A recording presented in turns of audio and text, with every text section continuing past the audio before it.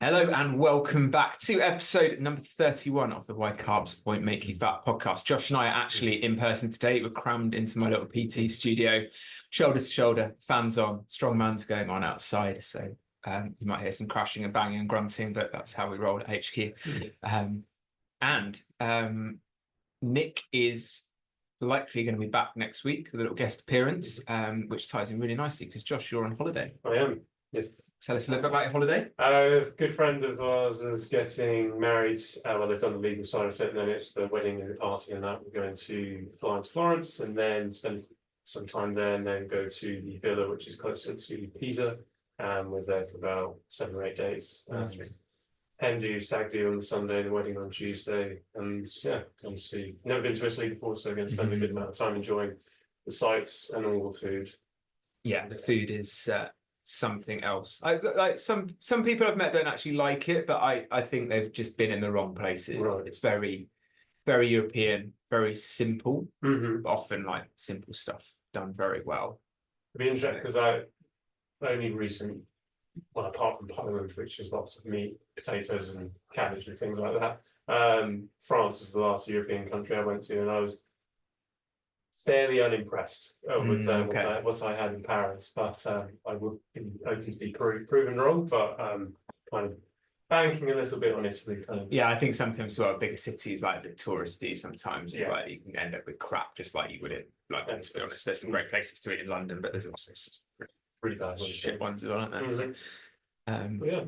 So, yeah, you will love it. I don't think you'll find the right place. Mm-hmm. It's like when it's not uncommon when I've been to Italy to be in a restaurant and it's like the nonna is cooking in the kitchen, like the great grandma is in there, and they'll put it on the menu. Yeah.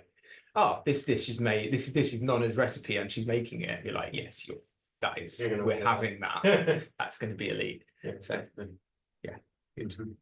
Right, I wanted to kick off the pod with a little bit about weighing and measuring food. So quite often people are very reluctant to do this, and you can understand why, because I guess the perception is, oh, I've got to do that forever. Now, like, looking at it a slightly different way, if anyone's a baker, this guy sat next to me is a baker,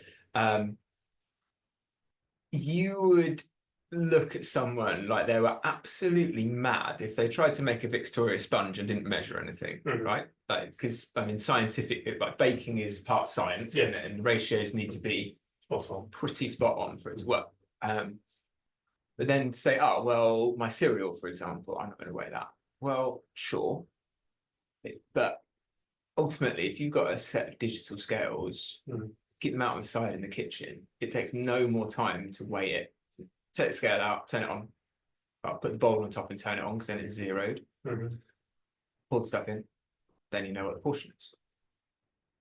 You could just continuously do that, because for me, like, that's what we do with our cereal. Because if you've ever done that, you'll realize it's really easy to double the portion without actually visually seeing it. Yeah, very simple. Now, like something like a potato is a lot easier to eyeball because it tends to be a fairly standard size. It doesn't hurt to sort of weigh it for a little bit. And quite often where people are frustrated with a lack of progress, calorie tracking doesn't work for me. Well, are you tracking stuff and just guessing the sizes? Are you just like, it didn't even occur to me till I saw another coach showing people this. Like, if you open up MyFitnessPal, for example, not my favorite app, but you might then select, let's say, pasta, and it just brings up 100 grams as like a standard serving size. People see that and just press 100 grams. Well, you might have had 200, you might have had 20. Like, if you're not measuring it and taking that, so even at that level, like, are you actually recording the amount? I know in my Net Diary it has like a little visual guide. I tend to sort of encourage my clients to use that visual portion guide. So you press the visual portion guide, it brings up a load of pictures. It's got like a tennis ball clenched fist, and it's like, this is kind of equivalent to like a cup or a quarter cup, whatever it is, which is helpful when you can't weigh stuff and want to guess. But when you're at home cooking for yourself, it's not. It's just a mental barrier to get beyond, I think. But often when people are, oh, I'm completely dialed in my nutrition, I eat really, really healthily, but I'm not losing any weight. Well, if you're not losing any weight and your thyroid is fine, which is pretty much everyone, go have it checked if you're concerned, then you know. If you're not losing any weight and you think you're in a calorie deficit, you are not in a calorie deficit, and which is the honest truth of it. One of the best ways, and I talked about it on the pod before, is to have a pain in the ass week where you weigh literally everything for 1 week and then realize that you don't need to kind of do that forever, but it just helps recalibrate. So you might weigh out your cereal and be like, oh, fuck, I have 80 grams of cereal. That's 300 calories. I thought I was having 150 because the serving size in the box is 40 grams. And then that just, again, that recalibration might be the difference between losing fat or not losing fat. You mentioned I've been weighing cereals for quite a while, more so with making like overnight oats, and because I'm adding a whole load of other ingredients to that.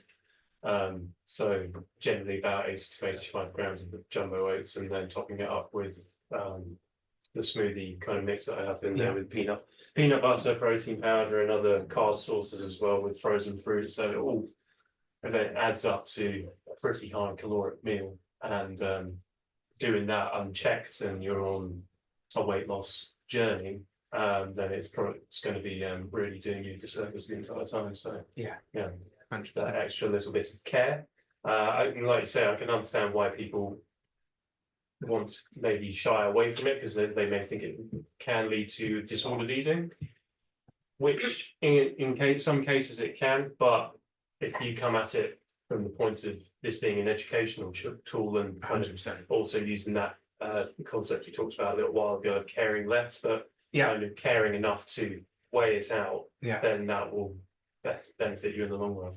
Again, I see. Again, what I find interesting is in strongman, just a slight tangent but related, like all of the implements are really odd weights. So normally in the gym a barbell will be 20 kilos. It's fairly standardized. You get the women's bars tend to be 15, slightly smaller diameter, makes it easier to have a reduced weight and better with smaller hands.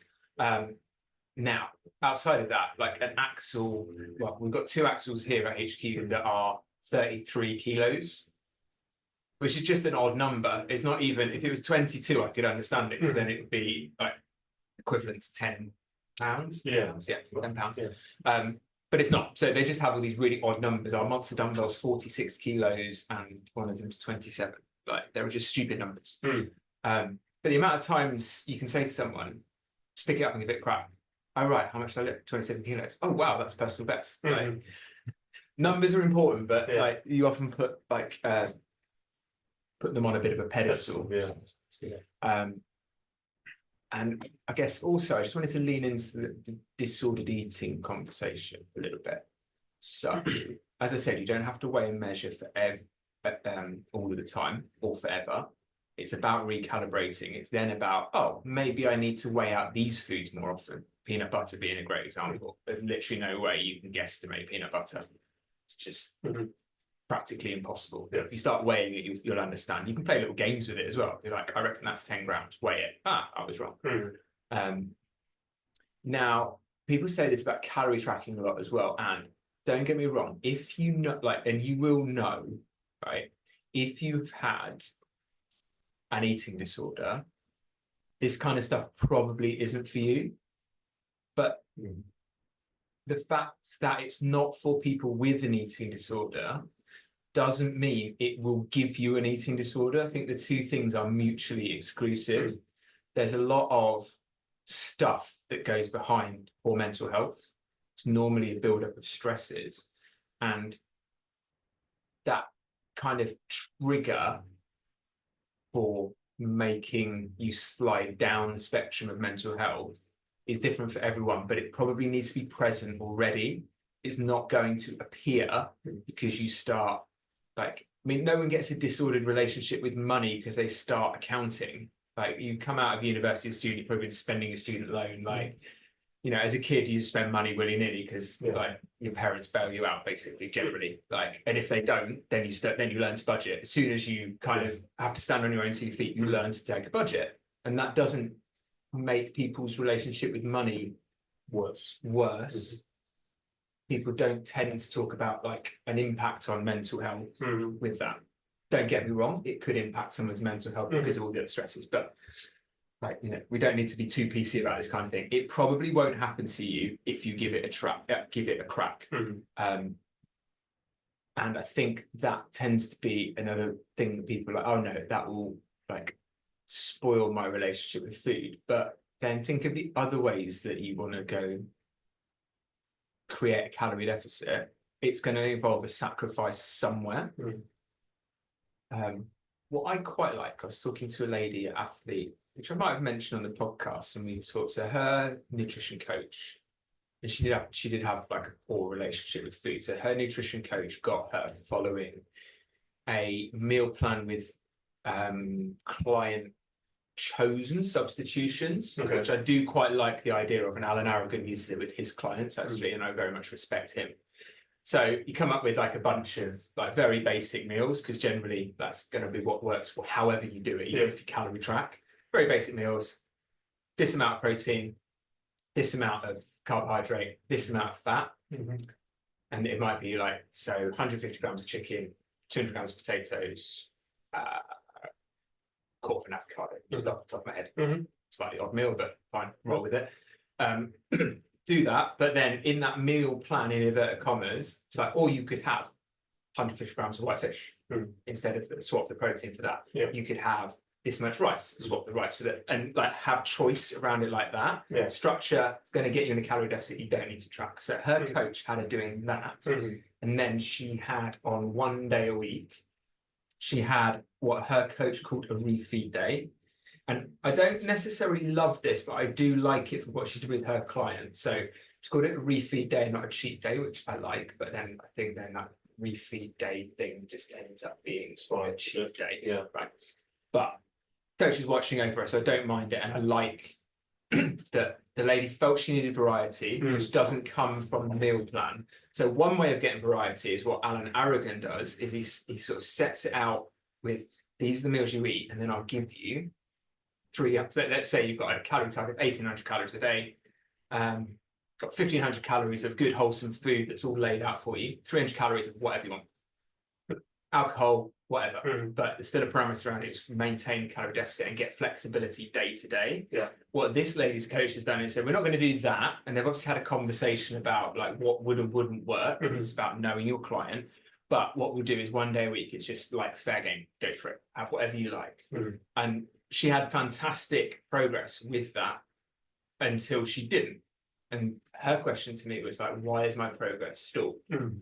Having told me all of that, I was like, how much are we eating on the refeed day? Because we don't know. And that's cool. But there's no way your coach, like it was working with what your coach was doing. There's no way you're 6 days a week eating a calorie appropriate meal. You should be losing weight. Calories have to come from somewhere. From what she told me, they have to come from the refeed day. So then the conversation is, how do we make sure that we're not going too far beyond and basically erasing your calorie deficit with that refeed day? Again, an in-person conversation to have. And I said to her, I was like, well, how would you feel about just on that single day, just tracking the calories and finding out? I was like, don't give yourself a target, just find out. Just go with it. Like 3-4 weeks later, yeah, I did that, 1.5 kilos down, bang. So do the thing until it works, and then dial in on the detail. So the same, like eat wholesome foods all the time, conscious of portions. If that stops working, next layer of detail. It's like with the people going, I'm going on holiday, and should we start when I get back? And like, you suggested, no, start right now. Because this will just be. Let's learn how to do holiday and not eat like a small child. Which I think is a really good thing, and something I'm trying to encourage with the clients I'm working with. It takes a little bit of convincing, but as soon as they kind of do a little bit, then they can't get their head around. I think the only way I would say, fine, go on holiday is like, well, it's Tuesday today, I'm off on holiday on Friday. I'd be like, okay, let's just let you go on holiday and then we'll start, because we can't have many conversations in 2 days. No, of course. But a bit more of a lead up. Like literally if I'm on holiday in 2 weeks, I was like, let's start now. Why don't we start now? Don't use that as another reason to, like, people are great. All of us, like, I was doing it in my training this morning, find any reason not to do the thing. Yeah. We will always, as humans, find the reason not to do the harder thing. Yeah, that's good. Anything else around that? No, I think that's really good. Covered all the points, and Nice. yeah, that lady's story is very interesting. It's cool. Yeah, no, she sent me a nice message. I was very very, very pleased. It's like, yeah, just such a tiny little thing, but often it is.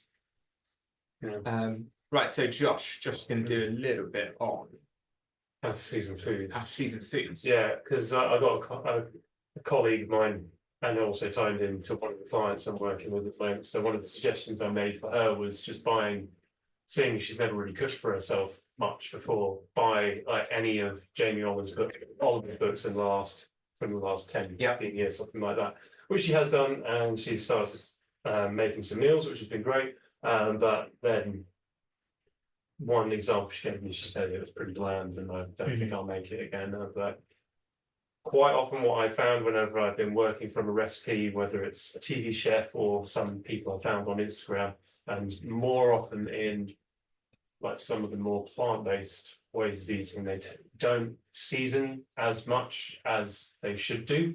Yeah, that seems odd to me. Yeah, and if you find that, I'd say whatever they've put on in camera shot now, whatever they put on the list of ingredients, say it's like a teaspoon of oregano, a teaspoon of thyme, something like, generally double it.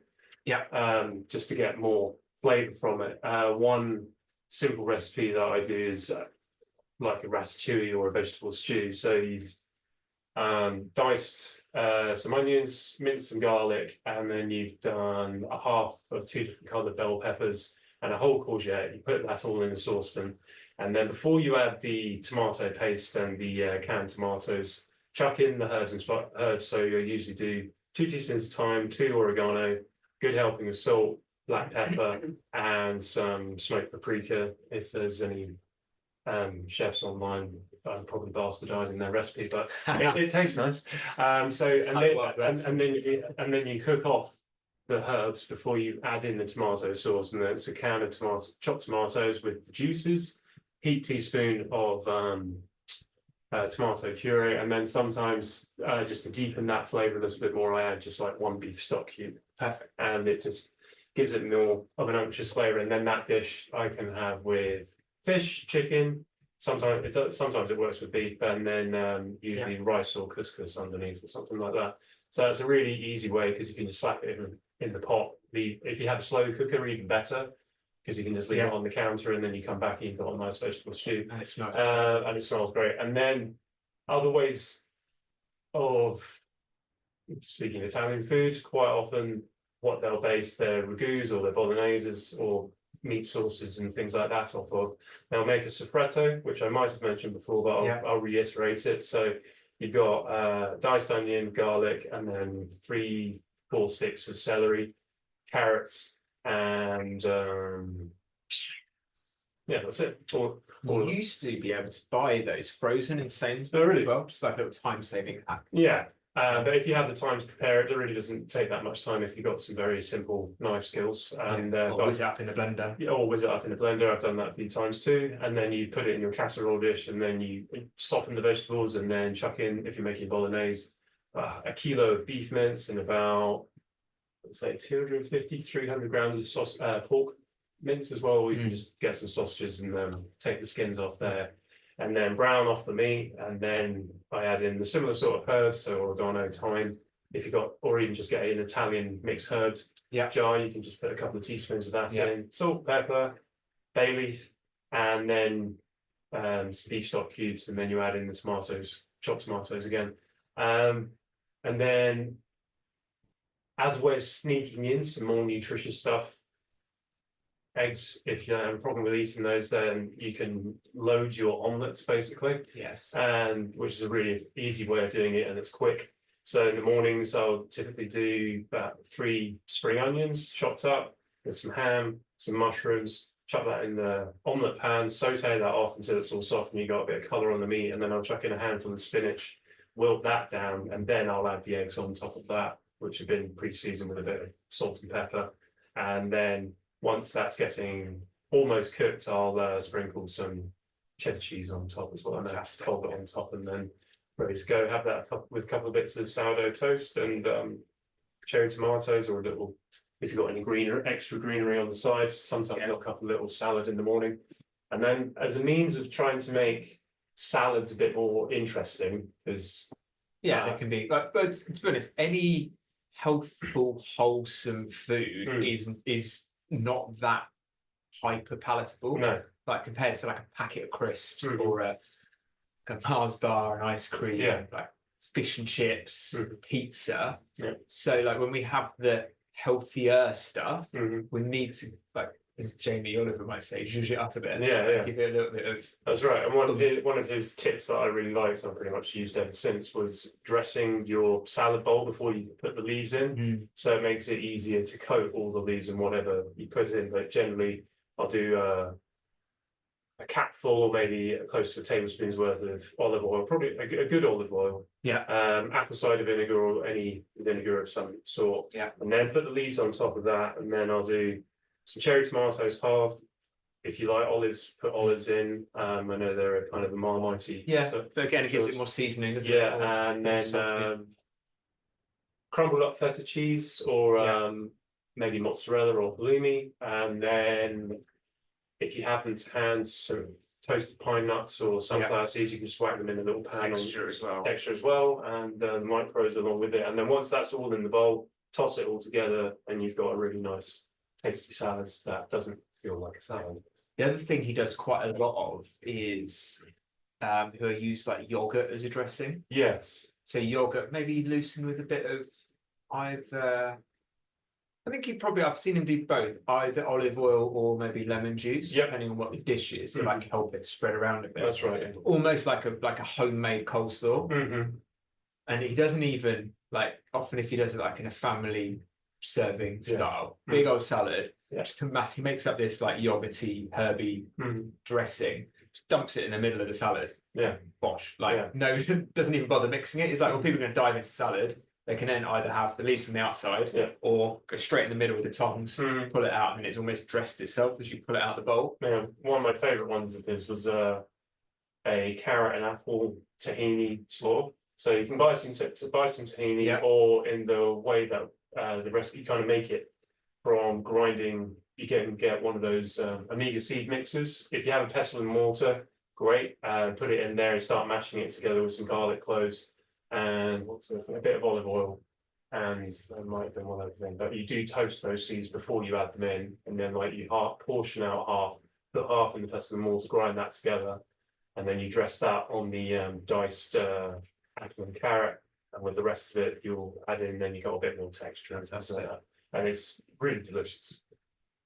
No, just like we'll uncover any biases here. Jamie Oliver isn't sponsoring the podcast. No. Celebrity chefs do exist, but I find personally, I would say he taught me to cook well, and he keeps it very, very simple. I just love the way I love his cookbooks. They look really pretty.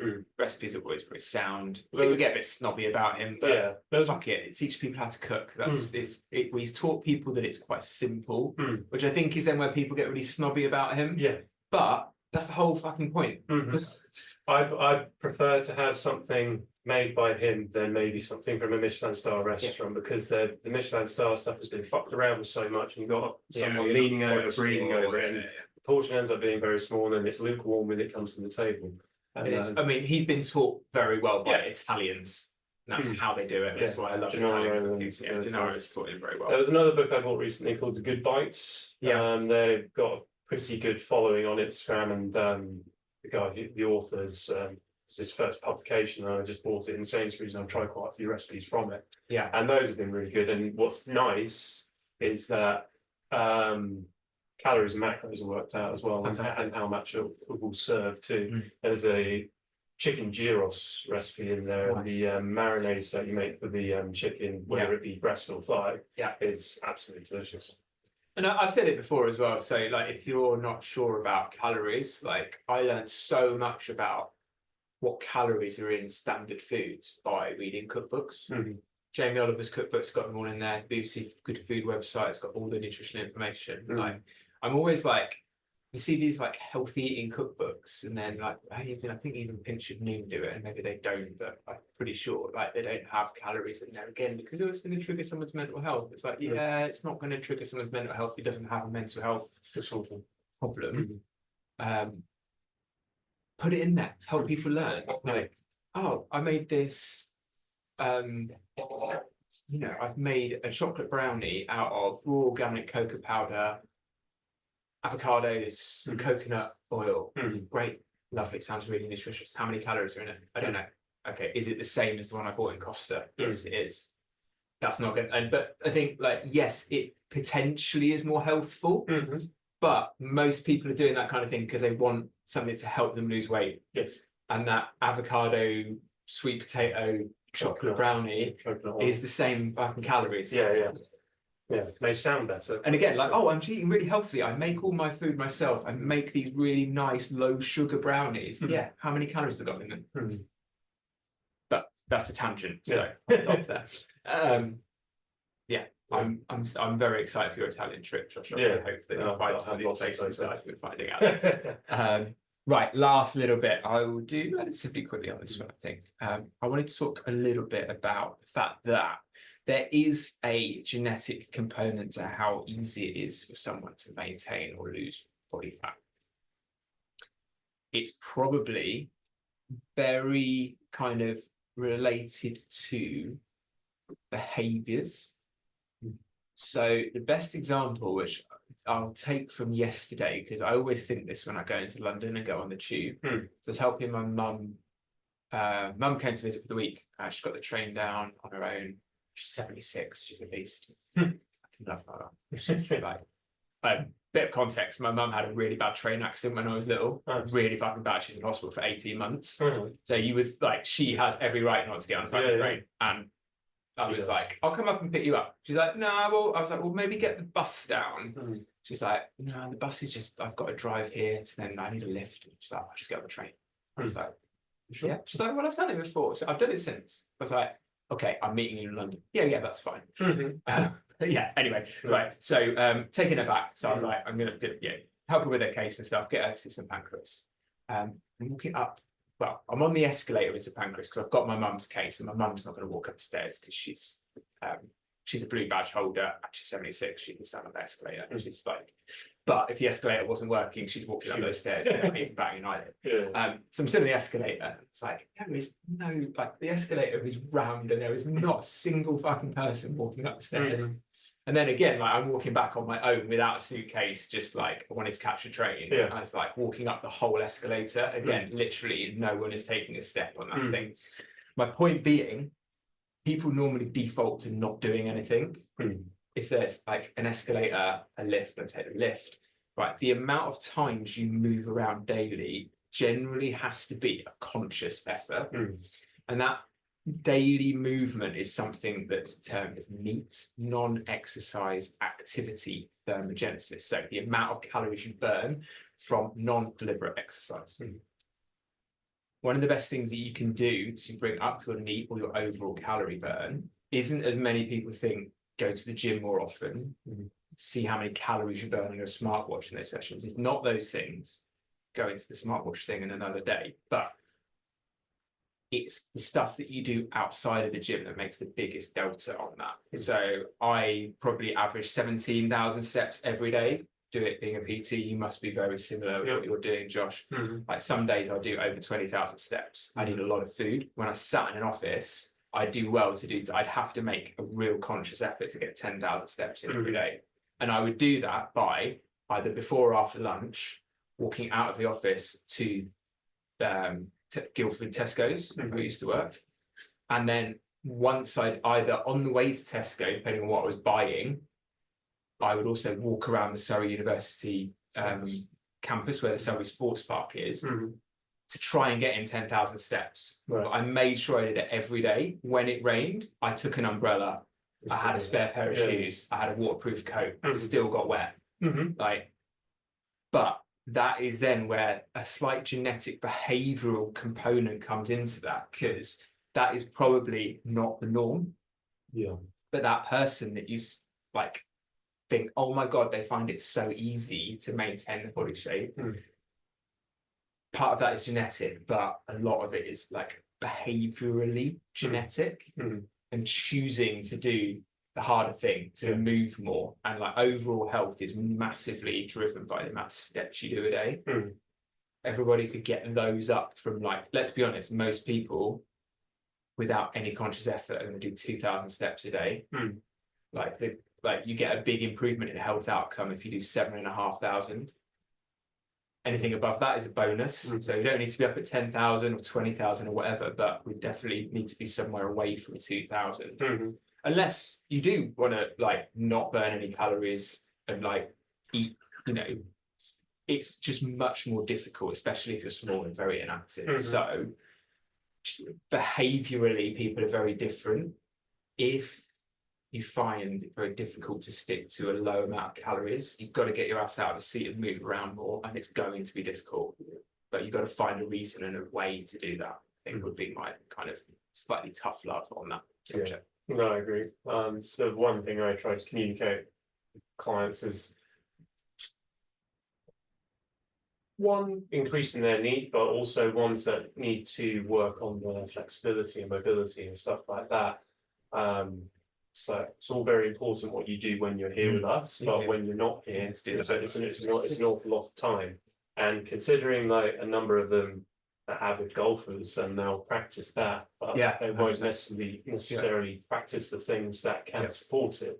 And it can at times be frustrating, but it's just reiterating that point to them over and over again. I had that with one of my cricketers that I train, actually. A good friend of mine, Callum, that I play at the same team as him. A few back issues, a few bits with the physio, but mostly around strengthening, keep deadlifting, but mobility. And then actually I was like, can we just sack off? Like, get like when you go to cricket training on a Thursday night, have your bat, bowl 6 balls, fuck off out of the net and stop bowling, go and do your mobility. Bowling into like practicing is not, you're just like, if he's got 100 overs in his tank for the season, stop bowling them in practice. Go use them in the match. Like go and work on the bits that keep you on the field in that time. And again, a little bit tough lovey. Like it's easy to be like, everyone's like, oh, why aren't you bowling? I was like, no, I need to go and work on this. So I used to be the same with myself. Like I'm not really good at bowling. Hurts my back, hurts my shoulder. I was like, no, I'm not fucking bowling. I'll stand there and throw a ball at you. Go and do some other stuff. Go do some fielding. I'm not bowling. Waste of time. Waste of everyone's time. There's a few trainers that I follow on Instagram, and they've been making some good posts in light of the Olympics. And it's more, it kind of harks back to that weaponized specificity, because there's a number of coaches out there that say, this is how athletes train. It'll be some ultra specific movement that will get the clicks on Instagram and get people interested, going, oh, maybe I'll try that. But then these guys who are kind of clapping back at that, they're showing what was the USA sprinter Lyles? What's he doing in his he's deadlifting, he's power cleaning like 120 and things like that, and then it cuts to Usain Bolt and he's on the leg extension machine. And like these exercises get a lot of abuse and a lot of shade thrown at them by these other coaches who are wanting to sell their program. But they'll get specific for their sport as the competitive season comes around. But when they're in the off season, they're doing stuff to support that, whether it's reducing the chance of injury. If they're doing a combat sport, it's being able to tolerate big amount of forces and all that sort of stuff, and be able to produce force.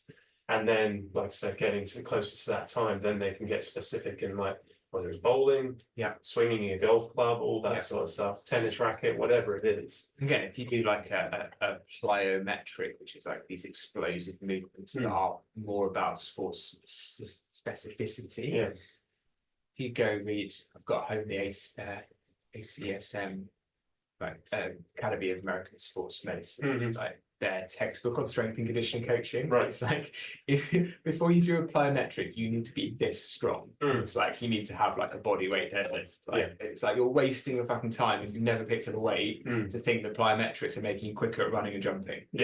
Because that plyometric is an expression of power. Mm. And if you've got no power, you've got nothing to express. Yeah. And doing the thing ain't going to make you more powerful beyond a certain point. I did see on Instagram, I don't know where they found it from, but it was Linford Christie back in the day doing these like plyometric single leg over a hurdle. Yeah, I've seen that too. Just try and have a Google of Linford Christie plyometric. It's just mad. Yeah. But there'll be people out there be like, oh, that's what I need to do to run the 100 meters in 10 seconds. Fucking ain't. You need to be Linford Christie for a start. Yeah. You need to have some pretty good genetics. Need to listen heavy. I was like, I bet. Right, just look at the shape of the man back in the day. Yeah. I mean, he's probably still in that kind of nick now. But I can guarantee probably can deadlift just as much as I can. Back in the day when he was competing, he would be a strong dude. Yeah. Same as Daley Thompson. Probably exactly. That was the thing I really enjoyed about watching that Daley Thompson documentary, is seeing athletes that are similar height and weight to me doing that broad range of disciplines through the decathlon, and but the fundamentals of their training will be squatting, hinging, carrying, power cleans, snatches, all that sort of stuff. And it's just really fun to see. So that would be I forgot to do this because it's written clear as day on the screen. We're going to do our little hypothetical thing from last week, but my hypothetical in reverse order would be that. So sometimes as a PT, you get people come to you and go, can I just do plyometrics to get better at volleyball? Well, I've just given my answer, no. What about calisthenics? Well, that looks cool. So the Olympic gymnast is on the rings holding that incredible iron cross position. It's fucking cool. Don't get me wrong. That guy is strong as shit, but he's been doing that for a long ass time. And to then go and but he's not necessarily in that shape just because he does calisthenics. He's very gifted genetically, because he's an Olympic athlete. There's no getting around that. Yeah, work matters, but if you haven't got naturally strong shoulders, you're not naturally really mobile and explosive, you're not going to rise to the top without that type. Well, you have to work. Talent sets the floor, hard work sets the ceiling, I think is the phrase. So I think that's my hypothetical this week, cheating slightly. Have you got one you want to talk about? We can leave it till next week. No, I'll leave it. We'll leave it till next week. I might plan it out a bit better. But just stuff that I say doesn't frustrate me as a coach because people don't know. No. But again, it's like that majoring in the minors. That looks really fucking cool. It looks like the easier thing to do than go and deadlift something heavy. But you got to kind of earn the right to do the fancy shit. Yeah. Like, anyone follows my Instagram from listening to the podcast, I learned how to juggle kettlebells during the pandemic, and got some mad skills. And there are many guys out there who are absolutely a lot better than me and can do way more tricks than that. But I kind of do fairly well. But the main thing with that was getting familiar with the fundamentals of kettlebell training. So that's learning how to hinge properly, how to swing, whether it's single hand, two hands, cleans, snatches, Turkish get-ups, all the fundamental skills of that. And then once you're more adept at that, then you can start to then manipulate the kettlebell when it's in that weightless state. And then you can do flips, you can do catches, you can throw it between your legs, catch it behind you, all sorts of stuff. But it's the earning the right, or just nailing the fundamentals first, and then you can tie that back to the nutrition. And we're like one of our first episodes, they're doing the non-sexy thing. Oh yes. It's can't reiterate that enough to people. It's like, no, you don't need to do keto, you don't need to do fasting, you don't need to do any of this stuff. That sounds cool. Just get the basics right, and you pretty much 99% will be fine. 100%. Right, let's wrap it there. Good pod, I think. So where can people find you on? Instagram at Josh Wiebout90, spelled Wibaut for that surname. You find me over at Food Flexibility, or my website, foodflexibility.co.uk. If you've got any questions, send them in, tim@foodflexibility.co.uk. We'll just finish off with some take-home points. So for me, one that's just popped into my head is, and that's the weighing food, or like literally anything where if you've heard us say some stuff and given you some well-meaning advice in this, whether it's about like getting strong before you do plyometrics, about weighing of food, whether it's about increasing your knee, if your instant reaction is, I can't do that, just have a sense check with yourself for a moment and realize that that's probably a little bit of a closed mindset. And if we stay in that closed mindset, that's cool. But if you stay in that, like, nothing changes unless it changes. And I think that would be my take home point for you guys today. I'd kind of build on that as well. So in downtimes where I don't have work or I just have time to chill and relax, I'll end up scrolling on my phone. I have a timer limit on Instagram to let me know. Awful at And then I'll click it and I'll ignore it and I'll carry on scrolling. And after sometimes an hour's passed, maybe an hour and a half has passed, and I'm thinking, fuck, I could have done something constructive, even if it might not have been related to life or work shit. It could have been, I could play guitar, I could have made a meal, I could have gone for a walk. Anything would have been better than just doom scrolling. Slot machine is the algorithm. And sometimes outside of things, whether it's personal relationships, kids, work, or anything like that, there will be some time in your day that you can fit this in, but that might be kind of taken up by something you're not completely aware of.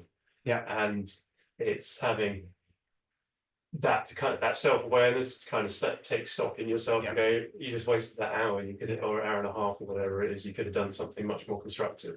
And again, like in that same, going back to slightly related, closed mindset, like the amount of times the boot camp I worked with when I did nutrition for them, like it wasn't necessarily me that was doing it, like, right, I don't have time to do that. Right, pull out your phone, have a look at your screen time. Oh yeah, but no.